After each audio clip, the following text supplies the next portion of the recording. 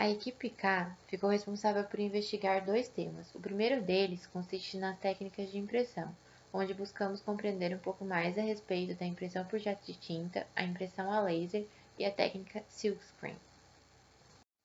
Na técnica de impressão por jato de tinta, o computador determina as gotículas de tinta que serão aplicadas no papel por meio de códigos compatíveis entre o software e os chips dos cartuchos. Um algoritmo posiciona as gotas de tinta que sairão sobre o papel e a cabeça de impressão se movimenta em um eixo, despejando assim a tinta no papel. Os cartuchos são parte fundamental do processo de impressão. O cartucho de tinta colorido é composto por 3 cores principais que se misturam no processo, dando origem a qualquer outra cor. Os cuidados necessários envolvem a manutenção dos cartuchos, a limpeza adequada e restrições a contato com líquidos. Entre os benefícios temos um bom preço para a impressora, fácil manutenção, fácil acesso e boa qualidade da impressão. As limitações se dão uma vez que os cartuchos não originais podem prejudicar a impressora, resultando assim em um custo mais elevado. Além disso, a limpeza e manutenção deve ser realizada regularmente. A técnica de impressão a laser se dá por meio de um toner junto à eletricidade estática. O raio da impressora atinge o tambor cilíndrico e desenha a impressão, a transformando em um molde eletrostático. O pó do toner é atraído pelo molde do laser, aderindo ao tambor por meio de um sistema negativo-positivo. Quando o papel passa pelo tambor, é aplicado a ele uma pequena carga negativa que possibilita que o toner seja transferido do tambor para o papel. O papel passa por rolos de fusão que o aquecem e possibilitam furar o toner. Os benefícios consistem em uma alta durabilidade do toner, alta velocidade e resistência da impressão. As limitações se dão uma vez que o investimento é alto e os papéis utilizados são mais restritos. Além disso, a impressão é sensível ao ambiente, pois utiliza-se da eletricidade e calor. Aqui trazemos o comparativo entre a impressora jato de tinta e laser. Como já visto anteriormente, a primeira é ideal para uso pessoal, visto seu custo-benefício. Já a impressora laser é ideal para uso profissional, visto que, embora ela tenha um custo mais elevado, seu rendimento e a velocidade são maiores. A técnica silkscreen, ou serigrafia, é um processo de impressão à base de stencil em que a tinta aplicada é vazada pela pressão de um puxador através de uma matriz, que é uma tela com desenho, ou a informação a ser impresso.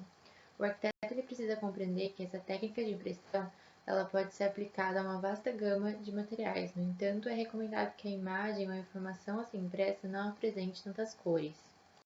Alguns dos benefícios que envolvem a utilização dessa técnica são: a impressão pode ser realizada em uma grande variedade de materiais, principalmente na produção de materiais de sinalização externa, que estão sempre expostos a uma variação de temperatura e a chuvas.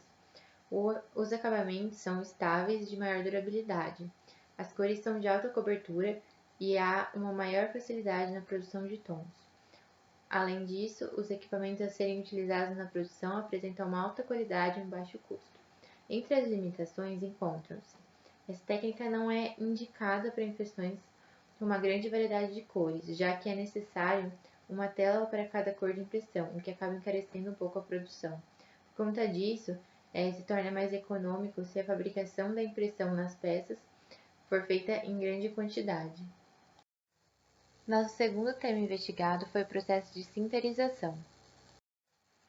A sinterização, conhecida também como metalurgia do pó, é um processo que aquece as peças metálicas ferrosas ou não através de uma alta temperatura, com condições controladas de aquecimento, tempo, velocidade de resfriamento e umidade, para assim transformar a matéria-prima em uma mistura homogênea. O arquiteto precisa compreender, primeiramente, que existem dois fatores que interferem no projeto de uma peça que sofrerá sinterização: a compressão e o comportamento do fluxo das partículas de pó.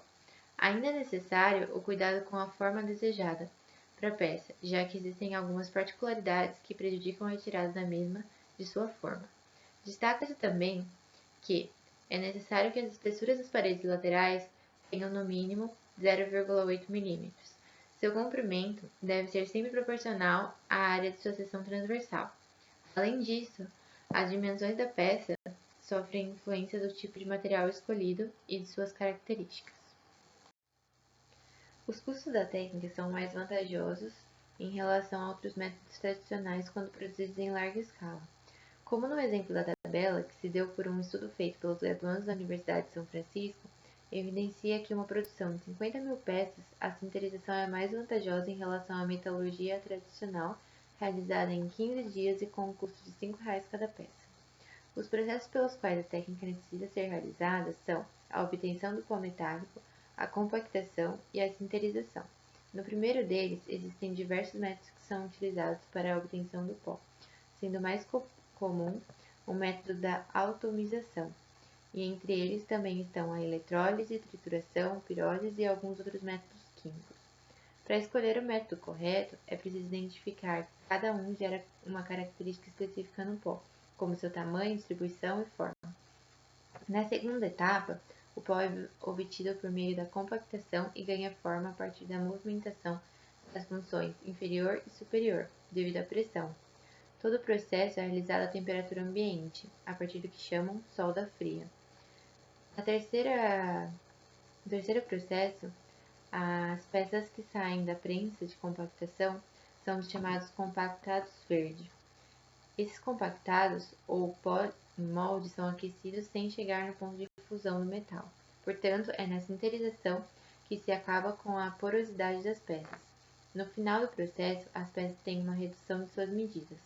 Sendo assim, a sinterização ocorre em 3 etapas: o pré-aquecimento, seguido pela manutenção da temperatura e, por fim, um resfriamento. Após essas 3 etapas, as peças estão prontas, ou podem receber alguma etapa de acabamento. O processo de sinterização é utilizado em peças metálicas ferrosas ou não ferrosas, como o aço e ferro, aços inoxidáveis, cobre e suas ligas, alumínio, níquel e estanho. Atualmente, o processo de sinterização é utilizado em peças como polias, engrenagens, buchas, peças automotivas, como de embreagem e chave, pinhões e coroa, entre outros. Entre os benefícios temos a redução da perda de matéria-prima, o controle exato da composição química desejada, a redução ou eliminação das operações de usinagem, um bom acabamento superficial, entre outros. Em relação às limitações, temos a limitação da forma geométrica da peça, a obrigatoriedade à execução de grandes lotes de produção e a limitação em relação ao tamanho da peça.